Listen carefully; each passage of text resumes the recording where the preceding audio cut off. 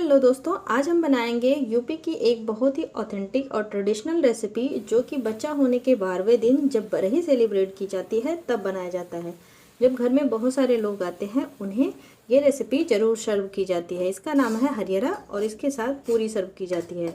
तो चलिए देख लेते हैं इसे हमें कैसे बनाना है। इसे बनाने के लिए मैंने यहाँ पर कुछ ड्राई फ्रूट्स लिए हैं, जिनमें मैंने काजू लिया है, किशमिश लिया है, थोड़ी सी चिरौंजी के दाने लिए हैं, थोड़े से बादाम लिए हैं और 5 छुहारे लिए हैं और यहाँ पर सूखा नारियल ले लिया है। मैंने काजू की क्वांटिटी ज़्यादा रखी है, आपको जो भी ड्राई फ्रूट्स पसंद हो उसकी क्वांटिटी ज़्यादा कर दें। वैसे तो इसमें कई सारे ड्राई फ्रूट्स आप डाल सकते हैं, लेकिन जनरल बेसिस पे यही पड़ती है, इसलिए मैंने यही लिए हैं। यहाँ पर नारियल का टुकड़ा बहुत बड़ा लग रहा था मुझे, मैंने सोचा इसे छोटा छोटा काट दूँ। ट्रेडिशनली इसे इसी तरह से सिलवट्टे पर पीस लेते हैं, तुरंत के तुरंत पानी डालकर एक स्मूथ पेस्ट बनाते हैं। लेकिन आजकल हमारे पास सिलवट्टे नहीं होते हैं, इसलिए इसे मुझे मिक्सी में पीसना है, इसलिए मैं इसे ओवरनाइट के लिए सोक कर दूंगी। छुहारे को मैंने बिना बीज निकाले ही भिगो दिया है। भिगोने के बाद इनके बीज बहुत ही आसानी से हाथ से ही निकल जाते हैं। यहाँ पर ओवरनाइट के लिए हमने ड्राई फ्रूट्स को भिगो दिया है। आप देख सकते हैं छुहारे के बीज कितने इजीली हाथ से ही निकल जा रहे हैं, चाकू वगैरह की ज़रूरत भी नहीं पड़ रही है। मैंने 5 छुहारे ही भिगाए थे, इसलिए इन्हें फाइंड करना भी आसान है। छुहारे के बीज निकालने के बाद सारे ड्राई फ्रूट्स को हम मिक्सी में डाल देंगे और ज़रूरत के हिसाब से इसमें पानी डालकर एक स्मूथ पेस्ट बनाकर तैयार कर लेंगे। पानी आप बहुत ज़्यादा या फिर बहुत कम ना करें, कुछ इस तरह का पेस्ट हमारा बनकर तैयार हो जाएगा।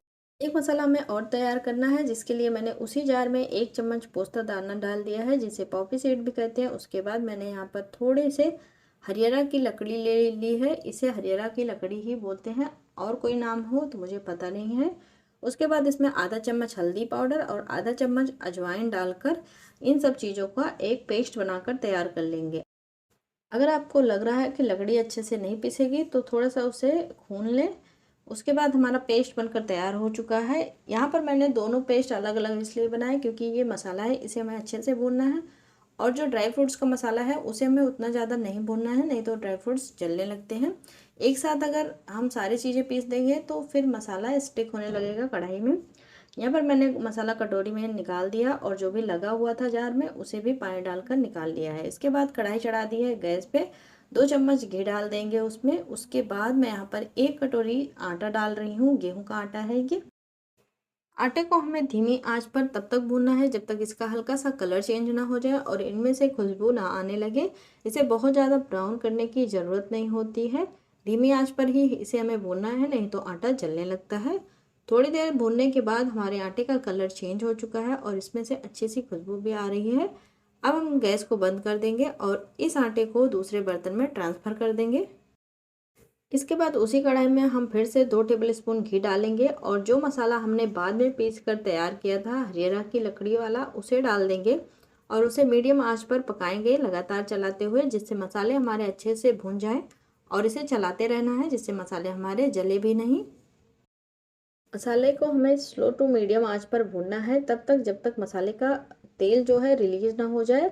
एक बार मसाले का तेल रिलीज हो जाए उसके बाद जो हमने ड्राई फ्रूट्स का पेस्ट बना कर रखा था उसे डाल देंगे और थोड़ा सा पानी डालकर उसे भी कढ़ाई में डाल देंगे, जिससे कि ड्राई फ्रूट्स का जो पेस्ट है वो जले नहीं। ड्राई फ्रूट्स बहुत ज़्यादा स्टिक करते हैं बर्तन के तले में, इसलिए थोड़ा पानी डालकर ही पकाना है, इसे हमें जलाना नहीं है, एकदम ड्राई नहीं करना है। थोड़ी देर इसे पकाने के बाद हम इसमें थोड़ा सा पानी और ऐड कर देंगे जिससे कि ये जले नहीं। मसाले को मीडियम आंच पर थोड़ी देर के लिए हमें पकाना है जिससे कि मसाले भुन भी जाएं और जले भी नहीं। इसी तरह की ट्रेडिशनल और नई तरह की रेसिपीज़ भी मैं चैनल पर डालती रहती हूँ, अगर नए हो तो सब्सक्राइब करके जाइएगा, आपको कुछ यूनिक रेसिपी ज़रूर देखने को मिलेगी। उसके बाद जो यहाँ पर मैंने आटा निकाल कर साइड में रखा था उसमें मैंने 1 कटोरी चीनी ऐड कर दी है। चीनी को आटे में अच्छे से मिला देंगे। अगर आपके घर में मीठा ज़्यादा खाते हो तो चीनी थोड़ी और ऐड कर लें, क्योंकि हमारे घर में मीठा बहुत ज़्यादा कम खाया जाता है। उसके बाद इस मिश्रण में हम पानी डालेंगे और इसका एक घोल बनाकर तैयार कर लेंगे।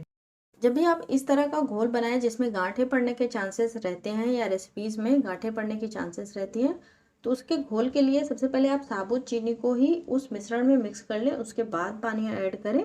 इससे हमारे जो गांठें हैं वो नहीं पड़ती हैं, और पड़ती भी हैं तो चीनी जैसे जैसे घुलता जाता है गांठें भी खुलती जाती हैं। अगर आप चाशनी बनाकर उसके बाद आटा मिक्स करते हैं तो उसमें गांठें पड़ने के चांसेस बहुत ज़्यादा होते हैं।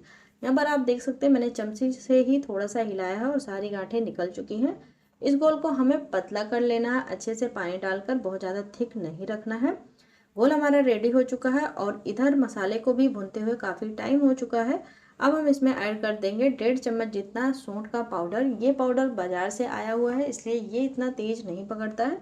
अगर आप साबुत गांठ को पीस कर डाल रहे हैं तो सौंठ थोड़ी कम डालें, नहीं तो वो बहुत ज़्यादा हो जाएगी। यहाँ पर हमारा मसाला आप देख सकते हैं पहले कितना पतला था और पकते पकते काफ़ी ज़्यादा थिक हो चुका है। मतलब मसाला हमारा पक चुका है। अब जो हमने घोल बनाया था उसे डाल देंगे। घोल डालने के पहले उसे अच्छे से ज़रूर चला लें, जिससे कि जो तली में बैठा हो वो भी मिक्स हो जाए।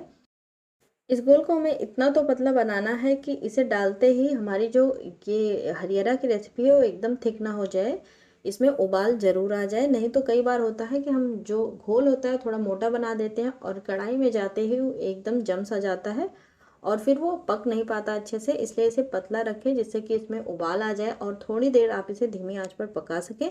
इसे जितनी देर आप पकाएंगे भूनेंगे धीमी आंच पर, उतना ही टेस्ट इसका इन्हांस होता है।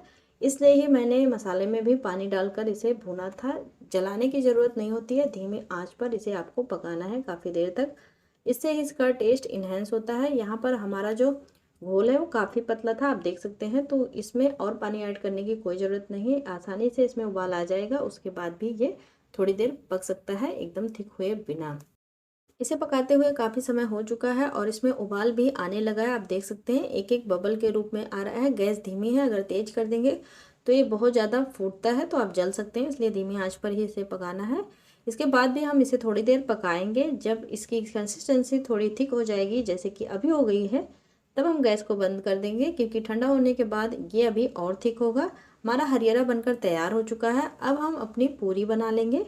पूरी बनाने में ज़्यादा कुछ करना नहीं होता, पूरियों को हमें गरम तेल में तलना होता है, सभी को आता है, इसलिए इसकी रेसिपी मैंने नहीं डाली है। हमारा हरियरा पूरी बनकर तैयार हो गया है।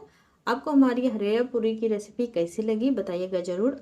आपके यहाँ हरियरा कब बनता है ये भी बताइएगा, या फिर इस रेसिपी को आपके यहाँ किस नाम से जानते हैं ये भी बताइएगा। अगर आपको रेसिपी पसंद आई हो तो इस रेसिपी को शेयर कीजिए, लाइक कीजिए और चैनल पर नए हो तो सब्सक्राइब जरूर कीजिएगा। Thank you for watching.